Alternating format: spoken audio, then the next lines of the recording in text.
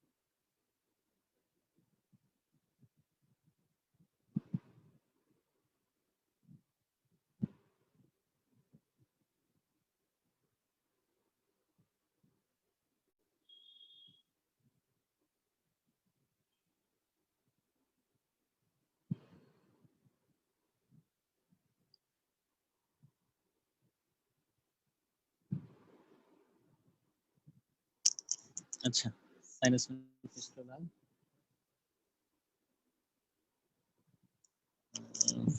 প্রথম হচ্ছে ডেফিনিশন। সাইনাসটা কি? সাইনাসটা হচ্ছে it's a blind tract lined by granulation tissue leading from the epithelial surface into the tissues. একটা এপিথেলিয়াল সারফেস থেকে টিস্যুর মধ্যে যে এটা শেষ হবে, এটার একটা ব্লাইন্ড ট্র্যাক, সেটা কিনা লাইন বাই গ্রানুলেশন টিস্যু, এর ভিতরে গ্রানুলেশন টিস্যু থাকবে এবং এটা টিস্যুর মধ্যে যে শেষ হয়ে যাবে। একটা ল্যাটিন ওয়ার্ড থেকে আসছে যার মিনিং হচ্ছে হলো, একটা খালি বা স্পেস আর কি। এবং গ্রানুলেশন টিস্যু কেন? কারণ যে কোনো এরকম একটা ব্লাইন্ড ট্র্যাক থাকলে সেখানে একটা ইনফেকশন তো অবশ্যই হবে, আর ইনফেকশন হলে সেখানে ইনফেকশন হিলিং এই প্রসেস চলতে থাকবে এবং গ্রানুলেশন টিস্যু অ্যাপিয়ার করবে। আর ফিস্টুলাটা কি? ফিস্টুলাটা হচ্ছে অ্যাবনর্মাল কমিউনিকেশন। ওইখানে যেমন একটা ব্লাইন্ড ট্র্যাক, একটা ইপিথেলিয়াল সারফেস থেকে শুরু ছিল কিন্তু শেষটা টিস্যুর মধ্যে যে ব্লাইন্ডলি শেষ হয়ে যায়, কিন্তু এটা হচ্ছে একটা abnormal communication between two epithelial surface. এক ইপিথেলিয়াল সারফেস থেকে আরেক ইপিথেলিয়াল সারফেসে এটা কমিউনিকেট করবে। আমরা জানি যে ইপিথেলিয়াল সারফেস গুলো সাধারণত শরীরের ভেতরে এবং বাইরে এই দুইটা সারফেসকে তারা কভার করে। ভিতরে মিউকাস মেমব্রেন বা এন্ডোথেলিয়াল লাইনিং, আর বাইরে হচ্ছে স্কিন। তাহলে হচ্ছে ফিস্টুলাটা it's an abnormal communication between two epithelial surface. যেমন between two lumens of the hollow viscus হতে পারে, সেটাকে আমরা বলবো ইন্টারনাল ফিস্টুলা। আর between lumen of a viscus and exterior স্কিনে হতে পারে, সেটা হচ্ছে external fistula. Between two vessels হতে পারে, artery and vein, arteriovenous fistula. অনেক সময় আমরা ইন্টেনশনালিও করে থাকি, আর্টারি এবং ভেইনের মধ্যে একটা কমিউনিকেশন করে দেওয়া হয়, সেটাও এক ধরনের ফিস্টুলা, যেহেতু connecting two epithelial surface. So এটাও একটা ফিস্টুলা। কেন করা হয়? হেমোডায়ালিসিসের জন্য আমাদের এটা করার প্রয়োজন হয়। আর্টারি থেকে ব্লাডটা চলে যায় ডিভাইসে, সেখান থেকে পিউরিফাই হয়ে আবার ভেইনের মাধ্যমে এটা বডিতে ফিরে আসে। এটা একটা ল্যাটিন ওয়ার্ড যার মিনিং হচ্ছে পাইপ অর টিউব। এই কমিউনিকেশনটা একটা টিউবের মতো, সেজন্য এটাকে ওর নাম দিয়েছে। দেখো ছবিতে দেখা যাচ্ছে যে সাইনাসটা হচ্ছে একটা ব্লাইন্ড ট্র্যাক্ট, যেটার একটা ওপেনিং আছে কিন্তু আরেকটা end ends in the tissue plane. আর ফিস্টুলাটা একটা communication between two epithelial surface, যেমন হচ্ছে ইপিথেলিয়াল লাইনিং বা mucus membrane of the intestine থেকে স্কিন পর্যন্ত। এক্সাম্পলস যদি জানতে চায় অনেক সময় পরীক্ষায় টিচাররা, যে কয়েকটা সাইনাসের নাম বলো, কয়েকটা ফিস্টুলার নাম বলো। তো সাইনাস ফিস্টুলা দুটোটাকে আমরা কনজেনিটাল এবং অ্যাকোয়ার্ড এই দুই ভাগে ভাগ করতে পারি। কিছু এভাবে টিচাররা বলে যে একটা কনজেনিটাল সাইনাসের নাম বলো। তো প্রি অরিকুলার সাইনাস হচ্ছে খুব কমন একটা কনজেনিটাল সাইনাস। ছোট একটা ফুটা থাকে কানের সামনে, ইন ফ্রন্ট অফ দা ট্র্যাগাস, একটা কনজেনিটাল প্রি অরিকুলার সাইনাস। এটা হচ্ছে একটা কনজেনিটাল সাইনাসের এক্সাম্পল। এটা তোমরা এমব্রিওলজিতে পড়ে থাকবে। ব্রাঙ্কিয়াল আর্চের ফিউশন কমপ্লিট না হওয়ার জন্য এই প্রি অরিকুলার সাইনাস হয়ে থাকে। আর অ্যাকোয়ার্ড হতে পারে tubercular sinus, pilonidal sinus, median mental sinus, actinomycosis. Pilonidal sinus সম্বন্ধে তোমরা জানো, এটা হচ্ছে গ্লুটিয়াল ফারোতে বা একটু উপরে এসব জায়গায় হয়। এখানে সোয়েট এবং হেয়ারি এরিয়া, বিশেষ করে জিপ ড্রাইভার্স ডিজিজ বলে এটাকে, যে অনেকক্ষণ বসে থাকার ফলে ওখানে জায়গাটা ঘেমে যায় এবং হেয়ার হেয়ার ব্রেকডাউন হয়ে এটা আস্তে আস্তে একটা ট্র্যাক ফর্ম করে। টিবি সাইনাস, টিউবারকুলোসিস হয়ে লিম্ফ নোডে সাপুরেশন হয়, সেখান থেকে অ্যাবসেস, তারপর সাইনাস আমরা দেখবো পরে। সেরকম মিডিয়াল মেন্টাল সাইনাস হচ্ছে সিম্ফাইসিস মেন্টি, এই চিবুক যেটাকে বলে আর কি, সেখানে একটা সাইনাস হতে পারে।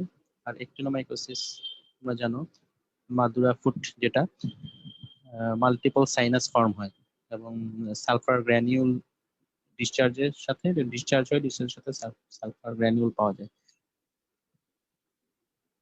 ফিস্টুলা, কনজেনিটাল ফিস্টুলা কি? ব্রাঙ্কিয়াল ফিস্টুলা, ট্রাকিওএসোফেজিয়াল ফিস্টুলা হতে পারে, কনজেনিটাল ভেনাস ফিস্টুলা হতে পারে, থাইরোগ্লসাল ফিস্টুলা, থাইরোগ্লসাল ডাক্ট, থাইরোগ্লসাল সিস্ট, থাইরোগ্লসাল ফিস্টুলা। তিনটা জিনিস হয় আমাদের যে থাইরয়েড গ্ল্যান্ড, ইনিশিয়াল স্টেজ থেকে এটা আস্তে আস্তে ডিসেন্ড করে নেকে। তো এই পাথওয়েটা বেস অফ দ্য টাং থেকে নেকে নামার যে পাথওয়েটা, এই পাথওয়েটা অনেক সময় পারসিস্টেন্ট থেকে গিয়ে থাইরোগ্লসাল ফিস্টুলা করতে পারে। আর অ্যাকোয়ার্ডের মধ্যে হচ্ছে 4 ধরনের আমরা ভাগ করতে পারি: ট্রমাটিক, আয়াট্রোজেনিক, ইনফ্লামেটরি অ্যান্ড ম্যালিগন্যান্সি। যে কোনো ট্রমার জন্য দুইটা ইপিথেলিয়াল সারফেসের মধ্যে কমিউনিকেশন হয়ে যেতে পারে। সেরকম আয়াট্রোজেনিক, যেমন faecal fistula, gut resection and অ্যানাস্টোমোসিসের পর যদি অ্যানাস্টোমোসিস লিকেজ হয়, সেখান থেকে ইনসিশন, যে ল্যাপারোটমি ইনসিশন, এর মধ্যে একটা কমিউনিকেশন হয়ে যায়। এইটাকে সবাই জানো যে ফিকাল ফিস্টুলা বলে। তখন এই গাটের যে ফিকাল ম্যাটার গুলা, এগুলা হচ্ছে স্কিনের অন দিয়ে বের হয়ে আসে। তো এটা আয়াট্রোজেনিক একটা ফিকাল ফিস্টুলা, একটা ফিস্টুলার কজ। ইনফ্লামেটরি, যেমন টিবি, ক্রনস ডিজিজ, এগুলা ইনফ্লামেটরি ফিস্টুলা। ম্যালিগন্যান্সির জন্য ফিস্টুলা হতে পারে, টিউমার গ্রো করে এক সারফেস থেকে আরেক সারফেসে চলে আসলো, একটা অ্যাবডোমিনাল কমিউনিকেশন হয়ে গেল। এছাড়া ট্রমাটিক আরো হয়। ট্রমাটিক যেমন হচ্ছে যে কোনো অ্যাক্সিডেন্টের জন্য হতে পারে, বার্থ, প্রলং লেবারের জন্য একটা খুব কমন ফিস্টুলা হয়, সেটা হচ্ছে ভিভিএফ বলে, ভেসিকো ভ্যাজাইনাল ফিস্টুলা। প্রলং লেবার যদি হয়, ফিটাসের হেডের প্রেসারে অনেক সময় ভেজাইনাল ওয়াল এবং ব্লাডার ওয়াল, এগুলাতে প্রেসারের ফলে ইসকিমিয়া হয়ে এখানে একটা আলসারেশন হয়ে গিয়ে একটা ফিস্টুলা ফর্ম হয়। ব্লাডার এবং ভেজাইনাল ওয়ালের মধ্যে বা ইউটেরাস এন্ড ব্লাডার বিভিন্ন লেভেলে এরকম কমিউনিকেশন হতে পারে। খুবই ডিস্ট্রেসিং এবং খারাপ একটা প্রবলেম। কারণ যদি এরকম ভেজিনাল ওয়াল এবং ব্লাডার অথবা এর সাথে ইউরেথ্রার সাথে কমিউনিকেশন হয়ে যায়, তখন কি হবে? যে অলওয়েজ একটা ইউরিন ঝরতে থাকবে, তাই না? তো এটা খুবই ডিস্ট্রেসিং একটা সিচুয়েশন, এবং এটা it's also difficult to treat. আমাদের একজন গাইনি ম্যাডামের নাম শুনেছো হয়তো তোমরা, সাইবা আক্তার ম্যাডাম। ম্যাডাম কিন্তু ভিভিএফ নিয়ে অনেক কাজ করেছেন, এবং জাতীয় পর্যায়ে ম্যাডামের তো অনেক বড় বড় ভালো ভালো কাজ আছে। পিপিএইচ কন্ট্রোলের জন্য উনি যে বেলুন মেথড, এটারও উনি পথিকৃৎ আমাদের দেশে। এবং ভিভিএফ ক্লিনিক ঢাকা মেডিকেলে উনি স্থাপন করেছিলেন। এটার মাধ্যমে অনেক মানুষ অনেক উপকৃত হয়েছে। আচ্ছা, তাহলে হচ্ছে যে যে কোনো কারণে সাইনাস বা ফিস্টুলাটা হয়ে গেলে এটা হচ্ছে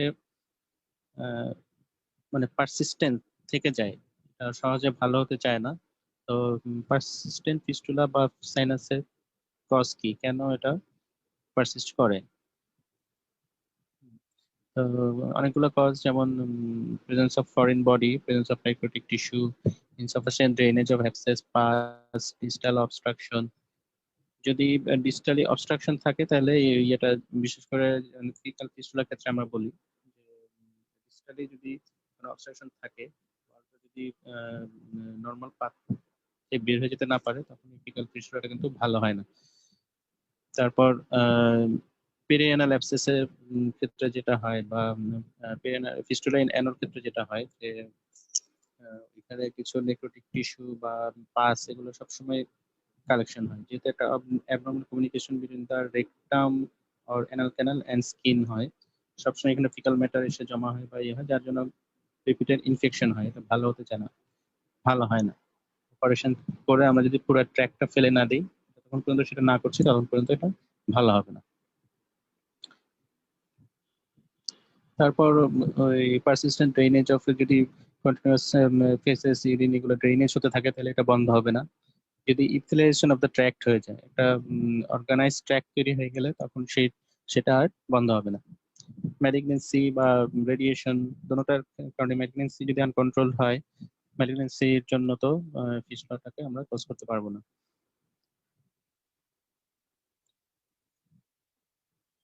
প্যাথোফিজিওলজি মানে কি, কারণ কি কনজেনিটাল ফিস্টুলা বা সাইনাসটা কিভাবে হয়, এটা হচ্ছে due to some persistent of the some embryonic ducts, যেগুলো হচ্ছে ডেভেলপমেন্টের সাথে ইনভলিউশন হয়ে যায়। কিন্তু কোনো কারণে এটা পারসিস্ট করে গেলে, তখন এই কনজেনিটাল সাইনাস বা ফিস্টুলাটা ডেভেলপ করে। যেমন থাইরোগ্লসাল ফিস্টুলা, থাইরোগ্লসাল ট্র্যাকটা যদি থেকে যায়, এটা যদি সময়ের সাথে অবলিটারেট না হয়, তখনই এই ফিস্টুলাটা ডেভেলপ করে। আর অ্যাকওয়ার্ডটা তো এই কজ গুলা, যে যদি ফরেন বডি থেকে যায় বা এদেরকে ড্রেনেজ অফ অ্যাবসেস হয়। পেরিয়ানাল অ্যাবসেস এর অন্যতম একটা কারণ হচ্ছে যে inadequate drainage of the perianal abscess. Perianal ফিস্টুলার অন্যতম একটা কজ হলো যে ঠিকমতো অ্যাবসেসটা ড্রেন হলো না, বা স্পন্টানিয়াসলি বার্স্ট আউট হয়ে গেল। তারপরে ওই পারসিস্টেন্স অফ দ্য পাস বা ইনফেকশনের জন্য এখানে একটা আস্তে আস্তে একটা অ্যাবনর্মাল ট্র্যাক তৈরি হলো। কনজেনিটাল সাইনাস এবং ফিস্টুলার কিছু উদাহরণ: ট্রাকিওএসোফেজিয়াল ফিস্টুলা, ট্রাকিয়া এবং ইসোফেগাস এই দুইটা একসাথে ডেভেলপ করে। এদের ডেভেলপমেন্টাল কোনো অ্যাবনর্মালিটির জন্য এদের মধ্যে একটা অ্যাবনর্মাল কমিউনিকেশন হয়ে যেতে পারে বিভিন্ন লেভেলে, বিভিন্ন ভাবে। তো এটাকে বলে ট্রাকিওএসোফেজিয়াল ফিস্টুলা। আর প্রিট্রাকিয়াল প্রিঅরিকুলার সাইনাস, যেটা সেটার একটা ছবি। আচ্ছা, এইগুলোর ক্লিনিক্যাল ফিচার কি হয় সমন্বিত ভাবে যদি আমরা বলি, সাধারণত remain asymptomatic but manifest symptoms when infected. একটা সাইনাস সাধারণত নর্মালি, তোমরা এই বাচ্চা ছবিটা দেখেছো যে একটা ছিদ্রের মতো ছোট, আদারওয়াইজ অ্যাসিম্পটোমেটিক। তখনই সিম্পটোমেটিক হবে হোয়েন ইট গেটস ইনফেক্টেড। ফিস্টুলার ক্ষেত্রে ফিস্টুলা ইন অ্যানো বা বৈশিষ্ট্যই হচ্ছে it remains asymptomatic then get infected and symptoms arise. আবার যখন বার্স্ট হয়ে যায়, পাস ড্রেনেজ হয়ে যায়, আবার কিছুদিন ভালো থাকে, তারপর আবার এটা ফিরে আসে। সেজন্য যে রিকারেন্ট পারসিস্টেন্ট ডিসচার্জ, যখনই ইনফেকশন হয় তখন এটা ডিসচার্জ করতে থাকে, আবার ট্রিটমেন্ট দিলে, কনজারভেটিভ ট্রিটমেন্ট দিলে বা অ্যান্টিবায়োটিক খেলে কিছুদিন ভালো থাকে, তারপর আবার শুরু হয়। আর যখনই এখানে ইনফেকশন হয় বা পাস ফর্মেশন হয় তখনই পেইন হয়, আবার যখন ড্রেন হয়ে যায় পেইনটা রিলিফ হয়ে যায়। এর সাথে কিছু কনস্টিটিউশন সিমটমস থাকতে পারে, যেমন যখন অ্যাবসেস ফর্মেশন হবে, পেইন হবে, তখন তার সাথে জ্বর, ম্যালেজ, বডি এক, এইসব সিমটম গুলো থাকতে পারে। আচ্ছা, এক্সামিনেশনে আমাদের প্রথমে ইন্সপেকশন করতে হবে। ইন্সপেকশনে হচ্ছে সাইনাস ফিস্টুলা ডায়াগনোসিস ক্ষেত্রে সাইটটা হচ্ছে important. Location of the fistula অনেক সময়, বা লোকেশন অফ দা সাইনাস বলে দেয় যে এটা কি ধরনের সাইনাস বা ফিস্টুলা, এবং সাইনাস বা ফিস্টুলা কিনা সেটাও অনেক সময় আমরা লোকেশন দেখে, সাইট দেখেই বলে দিতে পারি। যেমন root of the helix of the ইয়ারে যদি এরকম একটা সাইনাসের মতো আমরা দেখি, তাহলে preauricular sinus. At the middle of the chin, medial mental. ফিস্টুলার ক্ষেত্রে ব্রাঙ্কিয়াল ফিস্টুলা সাধারণত এন্টেরিয়র বর্ডার অফ দ্য স্টার্নোমাস্টয়েডে থাকে। Middle of the neck, below the hyoid bone যদি হয় তাহলে হচ্ছে হাইড্রোগ্লোসাল fistula.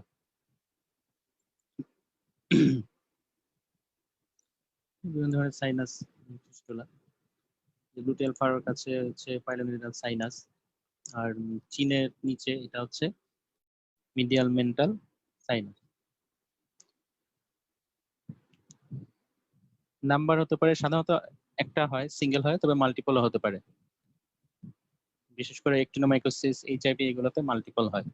External opening may be small hole like opening or sprouting with granulation tissue, discharging pus or forming small abscess. External ওপেনিংটা বিভিন্ন রকম হতে পারে। একটা ছোট হোল লাইক ওপেনিং এর মতো দেখা যেতে পারে যদি কোনো ইনফেকশন নাই, কিছু নাই। আর বারবার ইনফেকশনের জন্য দেখা যেতে পারে যে গ্রানুলেশন টিস্যু স্প্রাউটিং হয়ে আছে, ওইখানে অ্যাক্টিভ ইনফেকশন থাকলে ডিসচার্জ অফ পাস থাকবে। অনেক সময় দেখা যায় স্মল অ্যাবসেস ফর্ম হয়ে আছে, এরকম অবস্থাও বেশি আসতে পারে। আশপাশের এরিয়াটা কেমন হবে? সারাউন্ডিং এরিয়া মেবি নর্মাল, যদি ইনফেকশন নিয়ে কিছু না থাকে তাহলে নর্মালও হতে পারে। Maybe indurated with when infected, maybe dirty and excoriated due to repeated infection. বারবার ইনফেকশনের জন্য জায়গাটা এক্সক্রিয়েটেড হতে পারে। যদি ইনফেকশন থাকে তাহলে চারপাশে ইন্ডিউরেটেড থাকবে। Maybe necrose due to application of some external excoriating agent. এই ধরনের ফিস্টুলা গুলা, বিশেষ করে পেরিয়ানাল ফিস্টুলা, লং স্ট্যান্ডিং হয়, ক্রনিক ডিজিজের মতো অনেকদিন ধরে থাকে, এবং বিভিন্ন ধরনের ম্যালপ্র্যাকসিসের শিকার হয় এই ধরনের রোগী। তো অনেকে হোমিওপ্যাথি, তারপর বিভিন্ন রকম হার্বাল ওষুধপত্র এক্সটার্নালি ইউজ করে। আমরা অনেক সময় হাসপাতালে, ক্লিনিক্যালি আমরা পাই যে এইসব অ্যাসিড জাতীয় বা এক্সপোরেটিং বিভিন্ন এজেন্ট ইউজ করার জন্য দেখা যায় যে ওই রিজনটা বার্ন নিয়ে আসে, অনেক সময় নেক্রোজড হয়ে যায়, নেক্রোসিস নিয়েও আসতে পারে। এটা বলা এর জন্যই আর কি যে এই কেসগুলো সাধারণত ক্রনিক হয় এবং অনেক ধরনের ম্যাল ট্রিটমেন্টের শিকার হয় এই ধরনের পেশেন্ট। আচ্ছা, এবার হচ্ছে ডিসচার্জ দেখেও আমরা ফিস্টুলাটা বা সাইনাসটার নেচার আমরা বুঝতে পারি। যেমন যদি হোয়াইট ক্যাজিয়াস টিসি লাইক ডিসচার্জ থাকে তাহলে এটা টিবি। ফিকাল ম্যাটেরিয়াল থাকলে faecal fistula. Yellowish sulphur granule একটা ওন থেকে যদি আমরা আইডেন্টিফাই করতে পারি, গোস ফর অ্যাক্টিনোমাইকোসিস। অনেক সময় অস্টিওমাইলাইটিসও কিন্তু একটা বনি সারফেস আর স্কিনের মধ্যে কমিউনিকেশন করতে পারে। যখন হচ্ছে বোনটা নেক্রোজড হয়ে ইনভোলোক্রাম তৈরি করে, তো তখন বনি ইনভোলোক্রাম যদি থাকে তাহলে তো অস্টিওমাইলাইটিস। আমরা বনি চিপস অফ বোন বা নেক্রোজড ডেড বোন পিস বের হয়ে আসে যদি সাইনাস থেকে, তাহলে ওইটাকে যে অস্টিওমাইলাইটিসের জন্য। থিন মিকাস লাইক সিক্রেশন আসে ব্রাঙ্কিয়াল ফিস্টুলা থেকে। প্যারোটিড ফিস্টুলা যদি হয় স্যালাইভা আসবে। আর ইয়েলোইশ পুরুলেন্ট ডিসচার্জ যদি ইনফেকশন থাকে তাহলে যে কোনো ফিস্টুলা থেকে আসতে পারে। পালপেশনে টেম্পারেচারটা যদি ইনফ্লামেটরি কেস হয়, যদি ইনফেক্টেড হয় তাহলে সেটা টেম্পারেচার রেজ থাকবে। টেন্ডারনেস থাকবে, ডিসচার্জ থাকতে পারে আবার নাও থাকতে পারে। আর ফিজিসিটি রিজিওনাল লিম্ফ নোডস গুলা ইনফেকশন থাকলে অবশ্যই এনলার্জ টেন্ডার হবে। যদি মেলিগন্যান্সি হয় তাহলে সেই অনুযায়ী লিম্ফ নোড গুলা এনলার্জ এবং হার্ড পাওয়া যাবে। আর ডিপার স্ট্রাকচারস এর সাথে রিলেশন আছে কিনা, বিশেষ করে যেমন থিকেনিং অফ দ্য বোন হয় অস্টিওমাইলাইটিসে, আশেপাশের বোনটা থিকেন্ড হয়ে যায়। তো আশেপাশের বা ডিপার স্ট্রাকচারস গুলার কি সিচুয়েশন সেটাও আমাদের দেখতে হবে। কি ইনভেস্টিগেশন করব? ইনভেস্টিগেশন মধ্যে টোটাল ব্লাড কাউন্ট, ডিসচার্জ যদি থাকে সেটার কালচার সেন্সিটিভিটি করতে পারি for AFB, cytology, Ramstein, X-ray of the part, other relevant investigation like chest X-rays put on for AFB if suspected TB. MRI করা যেতে পারে অনেক ক্ষেত্রে, কমপ্লেক্স ফিস্টুলা ক্ষেত্রে আমরা MRI করতে হয় যে ইনভলভমেন্ট অফ দ্য ডিপার টিস্যুস কতটুকু, এটার বিস্তৃতিটা কতটুকু, কি কি স্ট্রাকচার এখানে ইনভলভ, এগুলো বোঝার জন্য আমাদের অনেক সময় MRI করা লাগে। যেমন কমপ্লেক্স ফিস্টুলাইন অ্যানো যদি হয়, অনেক সময় হচ্ছে এটা ফিস্টুলাটা ব্রাঞ্চিং থাকে, বিভিন্ন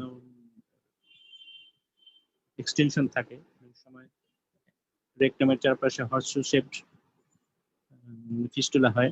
আবার ইন্টারনাল এবং এক্সটার্নাল স্ফিংটারের রিলেশনে এই ইয়েগুলার ফিস্টুলা গুলার অবস্থান কোথায় কি অবস্থায় আছে এগুলা বোঝার জন্য আমাদের MRI লাগে। যদি ম্যালিগনেন্সি সাসপেক্ট করি তাহলে বায়োপসি নেওয়া লাগতে পারে। আর আগে একটা ইনভেস্টিগেশন ট্রাই করা হতো সাইনোগ্রাম বা ফিস্টুলোগ্রাম, এটা এখন আসলে আমরা অতটা করি না, কারণ খুব একটা কারণ কতটুকু সাইনোগ্রাম বা ফিস্টুলোগ্রাম করলে শুধু ওই সাইনাসের ক্যাভিটিটা বা ফিস্টুলার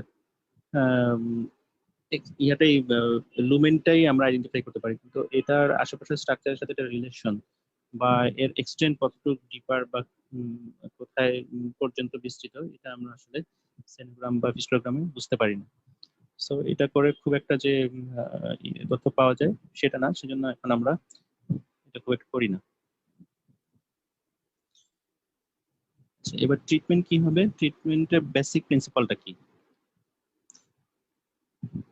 যদি সাইনাস বা ফিস্টুলা থাকে, প্রথম হচ্ছে ট্রিটমেন্ট সাইনাস বা ফিস্টুলার ক্ষেত্রে এক্সিশনটা হচ্ছে ম্যান্ডেটরি, এক্সারসাইজ না করা পর্যন্ত এটা ভালো হবে না, কারণ একটা এরকম ট্র্যাক্ট, অ্যাবনর্মাল ট্র্যাক্ট, এখানে বারবার এটা ইনফেক্টেড হবে এবং ইনফেকশন হয়ে বারবার ইনফেকশন হতেই থাকবে। এটা যতক্ষণ পর্যন্ত আমরা এক্সারসাইজ না করে ফেলছি ততক্ষণ পর্যন্ত বারবারই ইনফেকশন হবে। সো প্রথম কথা হচ্ছে যদি কোনো ইনফেকশন থাকে আমাদের সেটাকে কন্ট্রোল করতে হবে। তারপর হচ্ছে ট্রিটমেন্ট অফ দ্য কজ, এটা যার জন্য হয়েছে সেটাকে সেটা ট্রিটমেন্ট শুরু করতে হবে, কারণ যদি টিবির জন্য হয়ে থাকে আমরা যতই এটা এক্সারসাইজ করি এটা তো টিবিটা তো আবার সে করার চেষ্টা করবে, অথবা যদি ম্যালিগনেন্সি হয় ম্যালিগনেন্সিটা যদি কন্ট্রোল না করে তাহলে তো ফিস্টুলা শুধু করলে আবার ম্যালিগনেন্সি গ্রো করবে এবং আবার হবে। তো after controlling infection and beginning the treatment of the cause আমাদেরকে তারপর সার্জারিতে যেতে হবে। আর সার্জারির প্রথম কথা কি ফিস্টুলার ক্ষেত্রে, complete removal of the tract, sinus of the fistulous ট্র্যাক্টটা টোটাল রিমুভ করতে হবে, যদি একটুখানিও থাকে তাহলে সেখান থেকে এটা আবার হবে। So complete removal of the sinus or ফিস্টুলার tract, this is the principle of the surgery. Adequate drainage of pus necrotic tissue if abscess formation dead tissue is present, যদি সেখানে ডেড টিস্যু বা অ্যাবসেস থাকে, patient আসতে পারে আমাদের কাছে perianal fistula কিন্তু অ্যাবসেস নিয়ে আসছে, প্রথমে আমাদের অ্যাবসেসটা ড্রেন করতে হবে, অ্যাবসেস ড্রেন করে তারপরে পরবর্তীতে ফিস্টুলা অপারেশন করতে হবে। আর এক্সিশনের পর, কমপ্লিট এক্সিশনের পর আমাদের কিন্তু স্পেসিমেনটা অবশ্যই হিস্টোপ্যাথোলজিতে পাঠাতে হবে, কারণ ওই যে এটা টিবি না ম্যালিগনেন্সি নাকি আমরা তো জানি না। So we have to identify the cause we must do histopathology.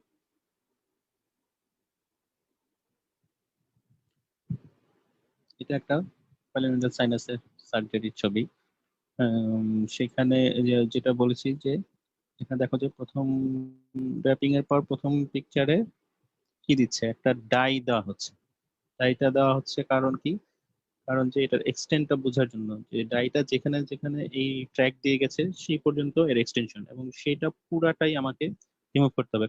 Exercise করার পর দেখো যে একটা বড় ছোট একটা ছিদ্র কিন্তু বড় একটা অংশ আমরা এক্সারসাইজ করেছি।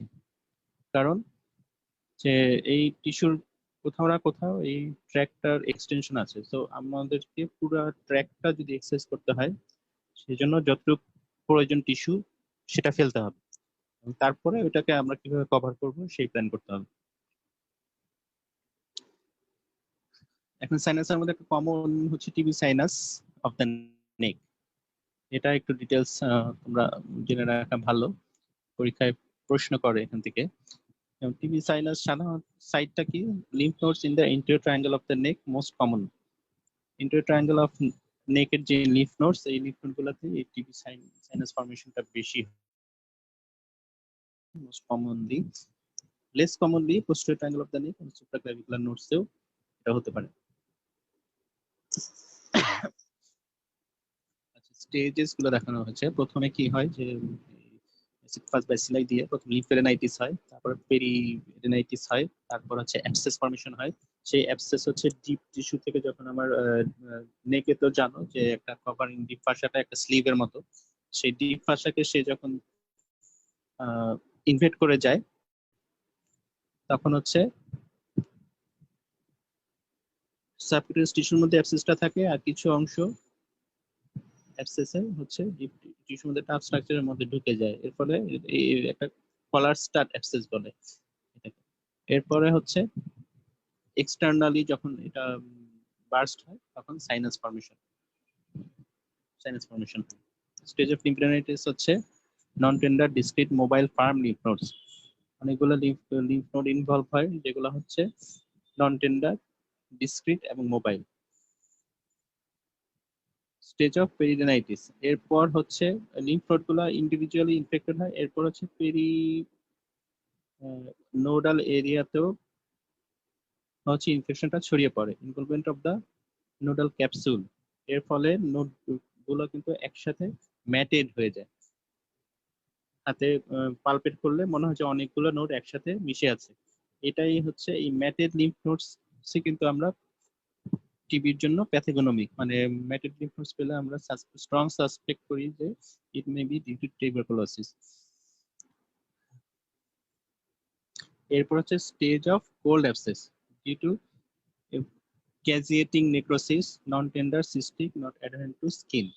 Transillumination is negative. তাহলে কি হচ্ছে, লিম্ফ নোড ইনফেকশন হলো, তারপরে নোডাল এরিয়া ইনভলভ হলো, গুলো একসাথে ম্যাটেড হয়ে গেল, এরপরে নেক্রোসিস শুরু হলো নোডগুলোর মধ্যে। ক্যাজিয়েটিং নেক্রোসিসের ফলে কি হয়, অ্যাবসেস ফর্মেশন হয়। অ্যাবসেসটা কোল্ড অ্যাবসেস কেন বলছি, কোল্ড অ্যাবসেস বলা হচ্ছে কারণ সাধারণত অ্যাবসেস ফর্মেশন হলে কি হয়, ওখানে একটা ইনফ্লামেশন হয়, সেখানে রেডনেস অ্যাপিয়ার করে, তারপর হচ্ছে লোকাল টেম্পারেচার বেড়ে যায়, ক্যালো ডলর রুবর যেগুলো হয় ইনফ্লামেশনে সেগুলো হয়। কিন্তু এই ক্ষেত্রে এটা হয় না, কারণ স্লোলি হচ্ছে এবং ক্যাজুয়েটিং নেক্রোসিস হচ্ছে, যার ফলে এখানে কিন্তু লোকাল টেম্পারেচারটা বাড়ে না, বা সেভাবে ইন ডিউরেশন এখানে দেখা যায় না। এর ফলে এটাকে আমরা যে অ্যাবসেসের যে টিপিক্যাল ইনফ্ল্যামেটরি ফিচার গুলো আমরা পাই এখানে সেটা পাই না, তাই এটাকে কোল্ড অ্যাবসেস বলছে। ট্রান্সফরমেশনটা নেগেটিভ কেন, কারণ এটা তো হচ্ছে ডিপ ফাসার ডিপে ভিতরে, যে লিম্ফ গুলো ডিপ ফাসার ডিপে থাকে, সেখানে যে অ্যাবসেসটা ফর্মেশন হচ্ছে এর ফলে উপরে ডিপ টিস্যু, ডিপ ফাসা এবং সুপারফিশিয়াল ফাসা এরম থাকার জন্য এটা ট্রান্সলিমিনেশন হয় না। টিবি অ্যাবসেস,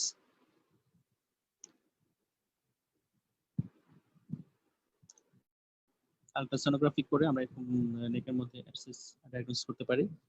এখানে হচ্ছে সাইনাস ফর্মেশন হয়ে গেছে।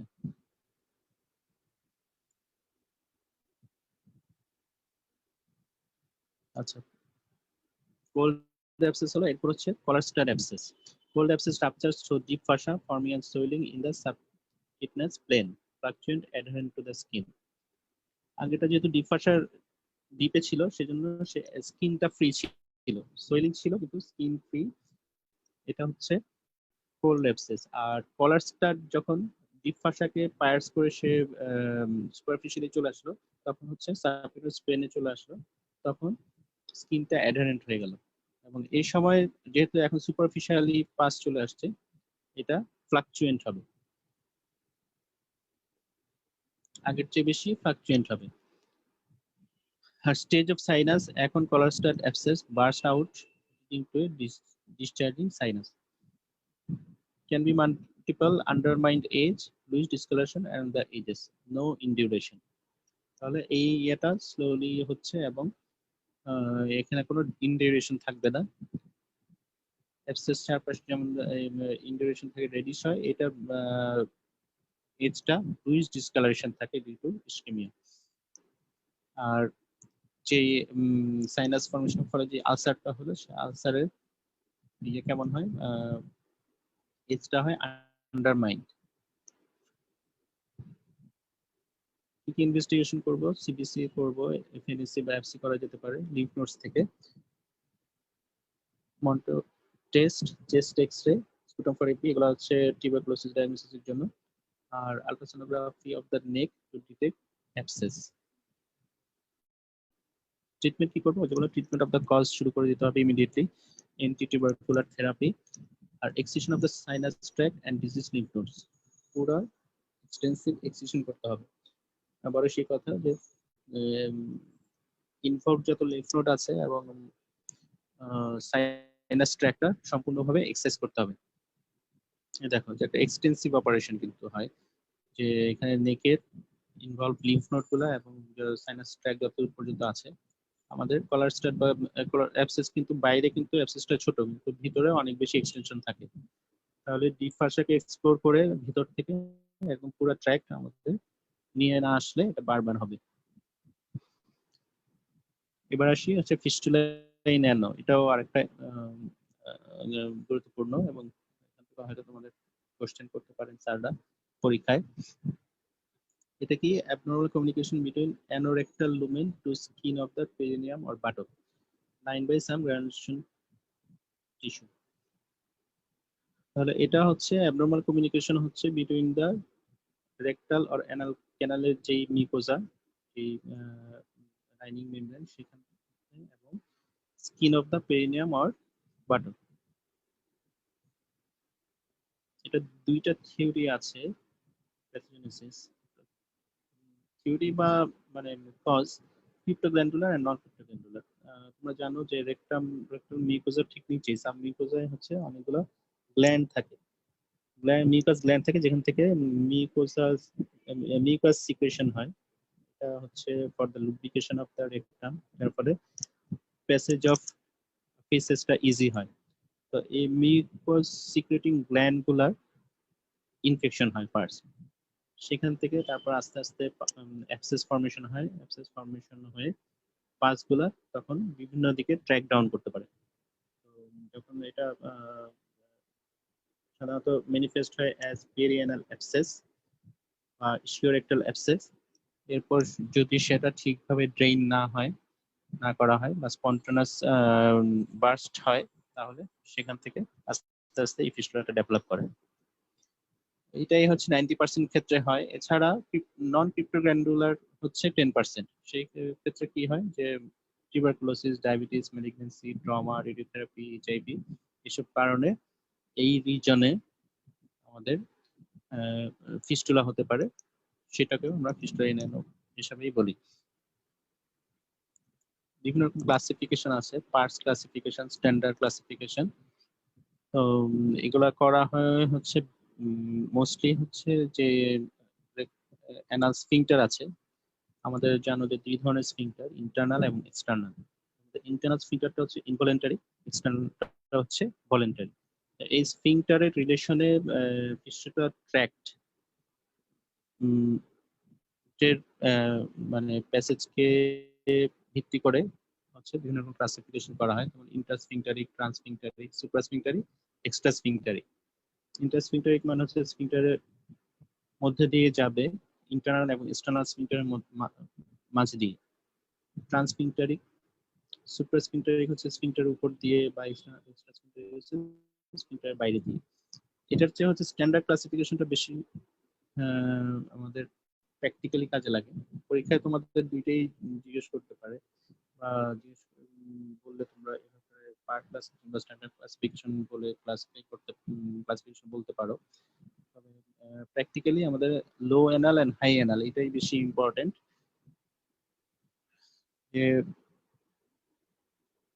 এছাড়া সাবকিউটেনাস মিউকাস পেলভিরেক্টাল। পেলভিরেক্টালটা হচ্ছে অনেক বেশি এক্সটেন্সিভ যে ফিস্টুলার ট্র্যাকটা অনেক উপরে, যে পেলভিক ওয়ালের উপর হয়ে তারপরে এটা এক্সটার্নালি ড্রেইন হয়। আর লো অ্যানাল আর হাই অ্যানাল কি? লো অ্যানালটা হচ্ছে যে স্ফিংটারকে মিনিমাল ইনভলভ করবে এবং অ্যানোরেক্টাল যে রিং, সেই রিং এর নিচে থাকে, যার ফলে এটা রিলেটিভলি ইজি টু ট্রিট এবং এখানে স্ফিংটার ইনভলভমেন্টটা মিনিমাল। আর হাই অ্যানালটা হচ্ছে যে স্ফিংটার কমপ্লেক্সটাকে ইনভলভ করে বেশি, এবং অনেক সময় এর মধ্যে দিয়ে যায় অথবা স্ফিংটার তাকে ইনভলভ করে যায়, যার ফলে এটা হচ্ছে একটু ট্রিট করা টাফ। তো কেন টাফ? কারণ তোমরা জানো যে দুইটা স্ফিংটারের মধ্যে ইন্টারনাল স্ফিংটারটা ইনভলেন্টারি, এটা আমাদের কন্ট্রোল নাই, কিন্তু এক্সটার্নাল স্ফিংটারটা কিন্তু উইদিন আওয়ার কন্ট্রোল। এবং যেই ফিজিক্যাল ম্যাটার ধরে রাখা জন্য এক্সটার্নাল স্ফিংটারটা খুবই গুরুত্বপূর্ণ। এটা যদি ইনজুরি হয়, এক্সটার্নাল স্ফিংটারটা ইনজুরি হলে কিন্তু আমাদের ইনকন্টিনেন্স ডেভেলপ করবে, মানে ফেসেস ধরে রাখা যাবে না। সো যদি হাই অ্যানাল এর ক্ষেত্রে স্ফিংটার ইনভলভমেন্টটা বেশি থাকে, ফিস্টুলার ট্র্যাকটা স্ফিংটারের মধ্যে দিয়ে বা স্ফিংটারকে ইনভলভ করে যায়। তো আমরা যদি আমাদের তো ফিস্টুলার ট্রিটমেন্ট করতে হলে ফিস্টুলার ট্র্যাকটাকে আমাদের এক্সারসাইজ করতে হবে সম্পূর্ণভাবে। তো ওটা করতে গেলে যদি if we injure the external sphincter, then it will cause incontinence postoperatively. সেই জন্য এই ক্লাসিফিকেশনটা হচ্ছে ইম্পর্টেন্ট। অপারেশনের আগে we have to decide whether the fistula is high anal or low anal.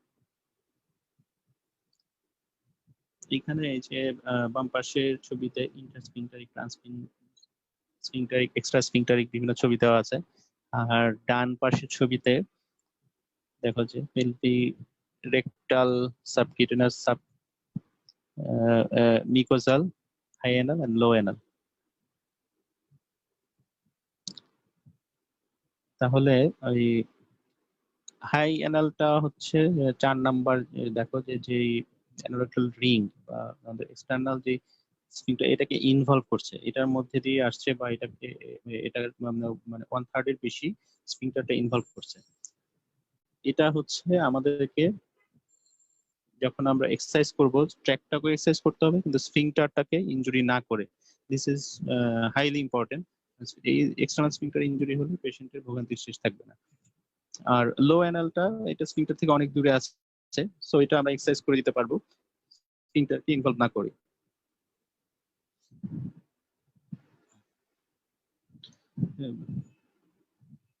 আচ্ছা, হাই লেভেল ফিস্টুলাটা at or above the internal ring থাকে, যার জন্য এক্সটার্নাল স্ফিংটারটা ইনভলভ হয়।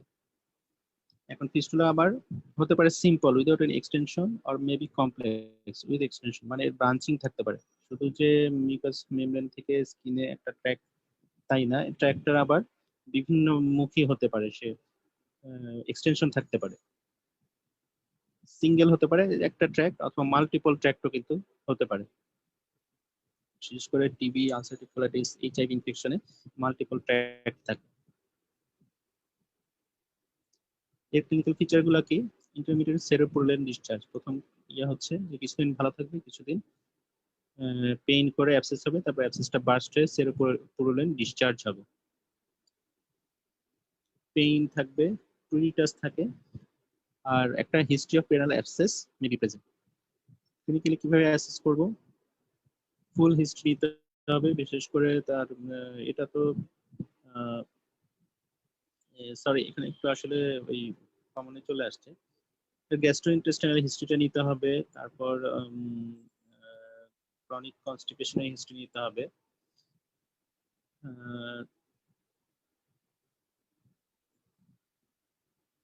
বাওয়াল হ্যাবিটটা কেমন, সাধারণত ক্রনিক কনস্টিপেশনে পেশেন্ট থাকে এই ধরনের পেশেন্টের। তারপরে তার কোনো টিবির মতো কোনো ফিচার আছে কিনা, ক্রনস ডিজিজ বা আলসারেটিভ কোলাইটিস এই ধরনের ডিজিজ আছে কিনা, এগুলো ভালোভাবে স্ক্রুটিনাইজ করতে হবে। আর এক্সামিনেশনের মধ্যে আমাদের হচ্ছে ডিআরই এখানে মাস্ট, ডিজিটাল পার রেক্টাল এক্সামিনেশন খুব ইম্পর্টেন্ট। ডিআরই এর মাধ্যমে আমরা ইন্টারনাল যে ওপেনিং সেই ওপেনিংটা আমরা ফিল করতে পারি।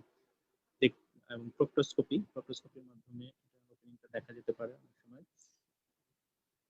অন্য কোনো প্যাথোলজি আছে কিনা, ম্যালিগন্যান্সি বা অনেক সময় এই ক্রনস ডিজিজ বা আমরা আইডেন্টিফাই করতে পারি।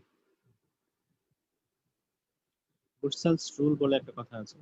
বুরসালস রুলটা বলেছে যে external opening of the fistula যদি এন্টেরিয়রলি থাকে, পেশেন্ট যদি সুপাইন পজিশনে যখন থাকবে, তখন যদি external opening of the perianal fistula যদি এন্টেরিয়রলি থাকে, তাহলে হচ্ছে যে ধরে নেওয়া যায় যে ট্র্যাকটা হচ্ছে go straight to the anal canal.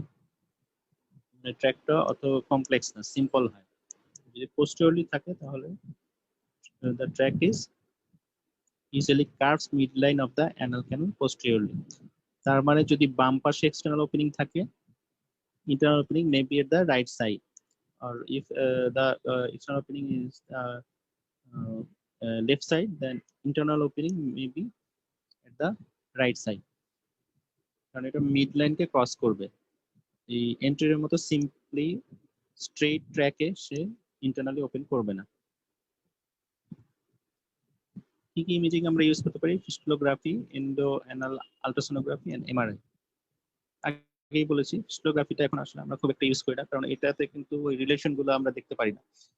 স্ফিংক্টারের সাথে রিলেশন কি, এটা হাই অ্যানাল না লো অ্যানাল, এটা ফিস্টুলোগ্রাফিতে বোঝা যায় না। এটা এখন অনেক ভালো ইনভেস্টিগেশন চলে আসছে, বিশেষ করে এন্ডো অ্যানাল আল্ট্রাসোনোগ্রাফি খুবই হেল্পফুল, এবং এমআরআইও কমপ্লেক্স অনেক ব্রাঞ্চিং এবং মাল্টিপল ফিস্টুলা এগুলো আইডেন্টিফাই করার জন্য এমআরআইটা খুবই গুরুত্বপূর্ণ।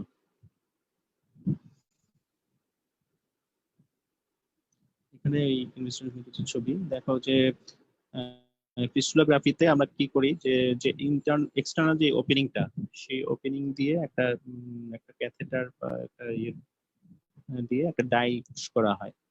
সেই পুশটা ডাইটা যদি সিম্পল ট্র্যাক হয়ে অ্যানাল ক্যানাল বা রেকটামে ইয়ে করে, সেই রেকটামে চলে যায়, অথবা যদি আরো ব্রাঞ্চিং থাকে সেই ব্রাঞ্চিং গুলোতে যে ফিস্টুলাস ট্র্যাকটাকে আইডেন্টিফাই করে। কিন্তু আশেপাশের স্ট্রাকচার গুলো কিন্তু আমরা সাথে এদের রিলেশন, এই ট্র্যাকের কোনোটা ইন্টারনাল এক্সটার্নাল স্ফিংটার কি ইনভলভ করেছে কিনা, বা ইন্টারনাল স্ফিংটারের মধ্যে দিয়ে গিয়েছে কিনা, এগুলো কিন্তু আমরা এটার মাধ্যমে বুঝতে পারবো না। এই জিনিসটা ভালো বোঝা যাচ্ছে এমআরআই অথবা এন্ডোঅ্যানাল আল্ট্রাসোনোগ্রাফিতে। ট্রিটমেন্ট কি? আবারও সেই কথা, control of infection, define the nature of fistula, identify internal and external opening, single or multiple, possibility of multiple tracts, relation of sphincter complex, high or low। এই কয়টা জিনিস আমাকে অপারেশন আগে অবশ্যই ডিফাইন করে নিতে হবে। প্রথম কথা হচ্ছে যে তার ইন্টারনাল এবং এক্সটার্নাল ওপেনিং যেটা কোথায় আছে, এটা কি একটাই ট্র্যাক না মাল্টিপল ট্র্যাক, এবং স্ফিংটারের সাথে রিলেশন কি। যদি স্ফিংটারের সাথে ইনভলভ থাকে তাহলে একরকম, যদি স্ফিংটার এক্সটার্নাল স্ফিংটার ইনভলভ না থাকে তাহলে কিন্তু আরেক রকম।